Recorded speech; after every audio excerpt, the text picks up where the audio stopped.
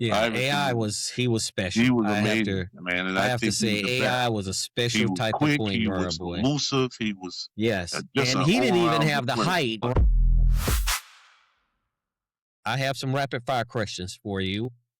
I have 15 rapid fire questions about what we talked about in this show. And you, the viewer, we want your take on this as well. What did you think about Russell Westbrook? How did he stack up against Chris Paul and Kyle Lowry? And who would you actually go with if you had one point guard that you could pick? Who would you go with? So the first rapid fire question for Isaiah is Westbrook or Chris Paul? Who had the better career? Westbrook. Okay. Westbrook or Chris Paul, who was better at their absolute peak? Westbrook still. Okay. Westbrook versus Kyle Lowry, or should I say, or Kyle Lowry, MVP or championship? Whose career would you rather have?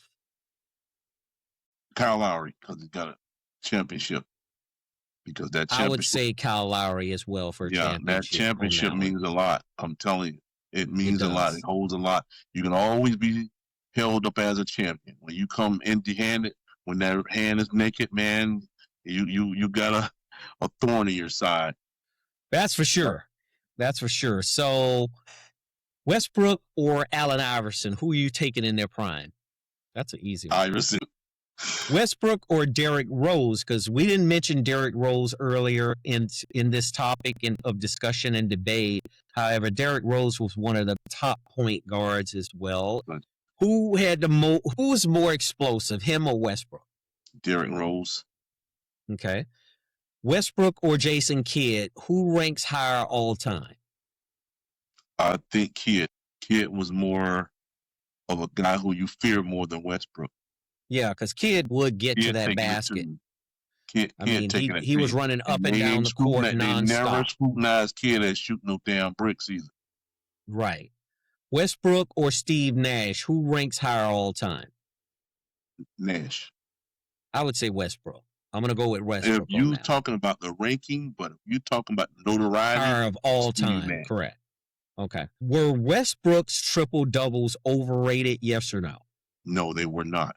He worked for every second. Because triple doubles, as we mentioned earlier, are not easy that thing to is not easy, attain. Man. When you think about the likes of Magic and the rest of those guys that came up with 180 and he got 209, that goes to show you he was putting in some work. Yeah. So did Westbrook chase statistics? Yes or no? I don't think so. I think he chased the game and it came to him and he made the best of it. Mm-hmm. Could Westbrook have been the best player on a championship team? Yes or no? He could have been, yes.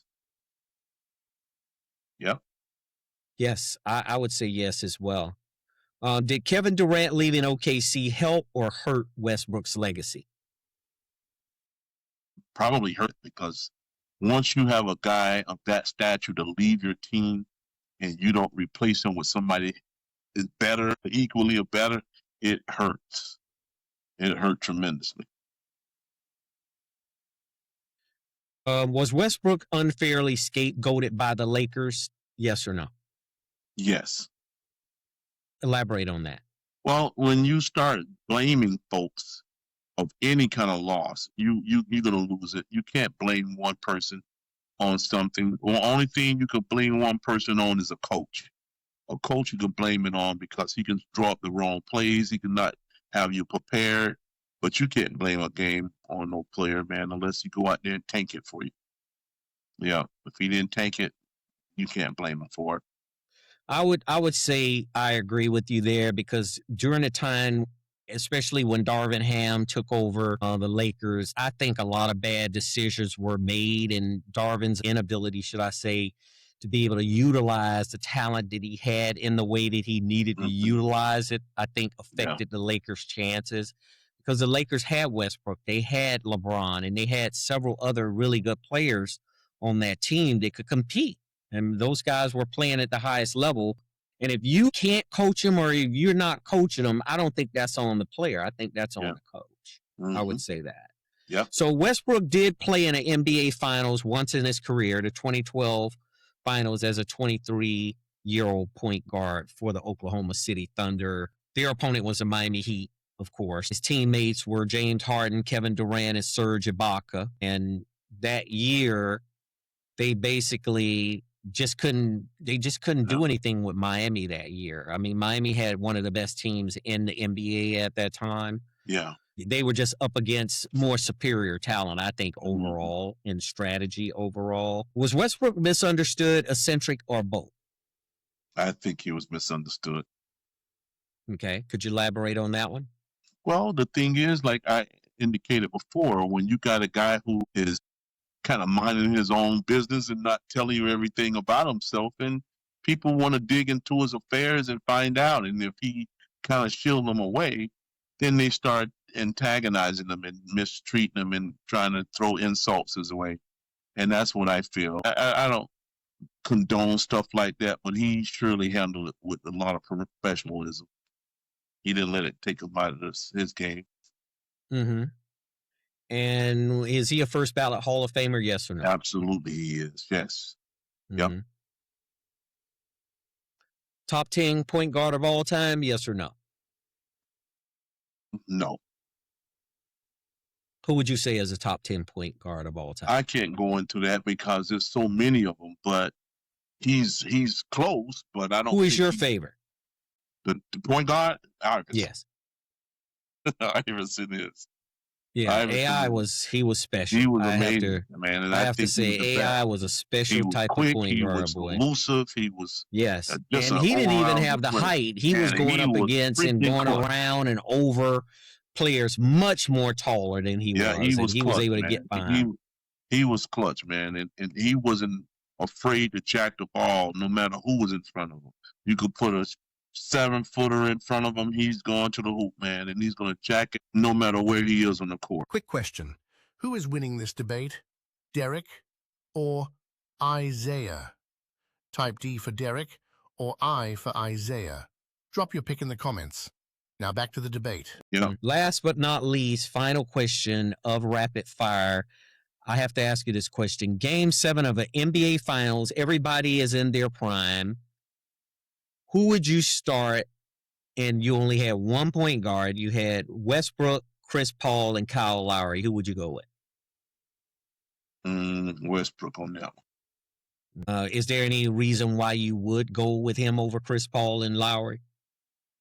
Because he was a guy who distributed the ball and set this record for 209. You know, you want a guy like that just with the ball in his hand at the end, whether he's going to shoot it or distribute the ball.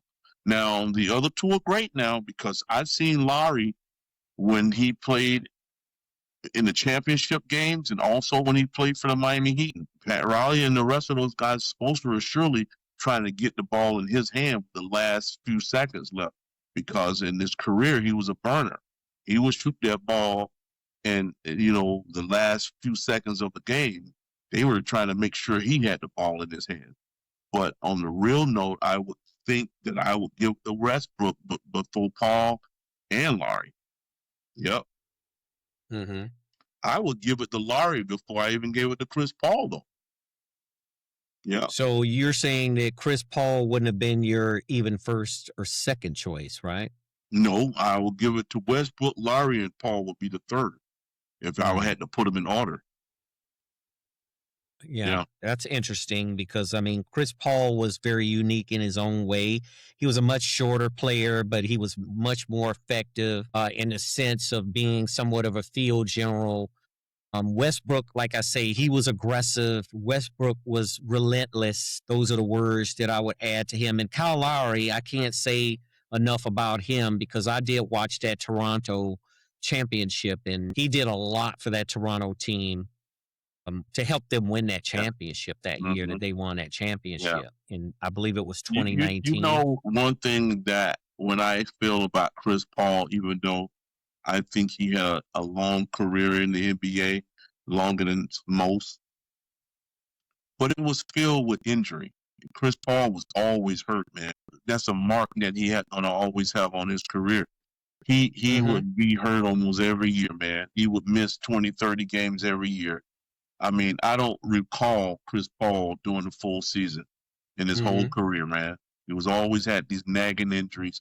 He would kill you when he's healthy, but it was difficult to keep him healthy, man. And that's why he moved around so much. Even as a good player, he just played good enough to stay on somebody's team, but he never was healthy.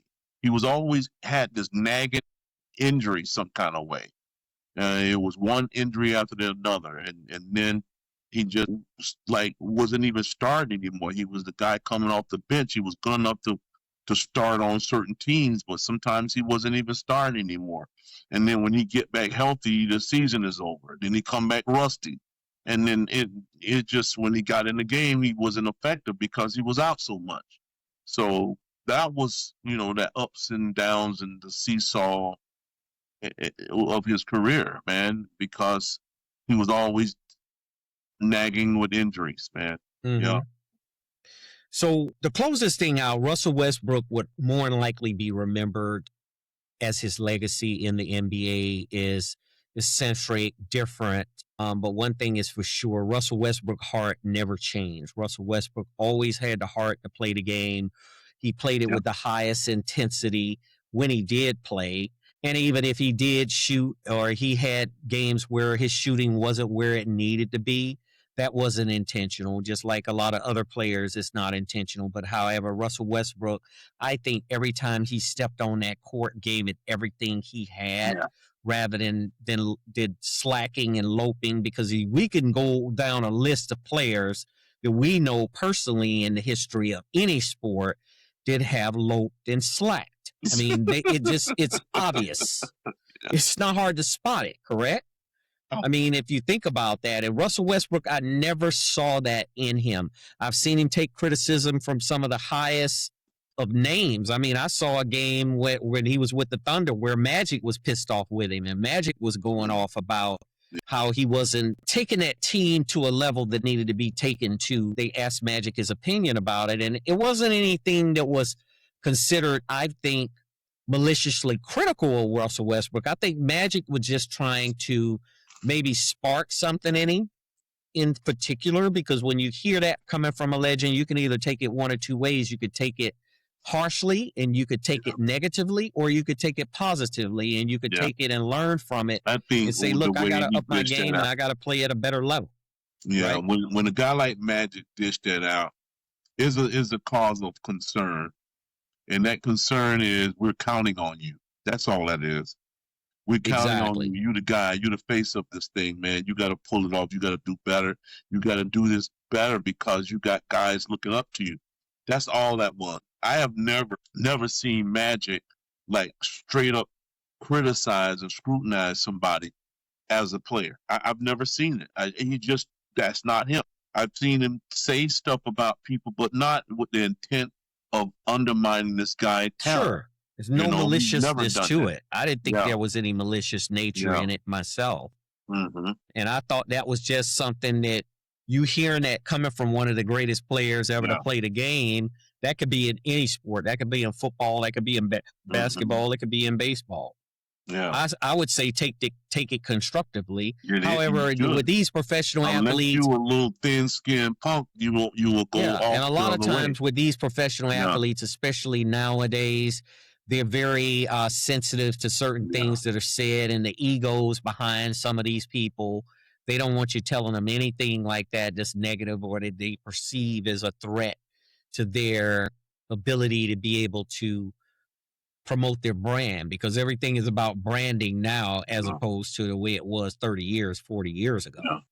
We didn't have social media and all that stuff back then where you had to stay in front of cameras and you were always out in front of things, and that's for sure. So we'll close this segment on Russell Westbrook that, look, I think he's a first ballot Hall of Famer.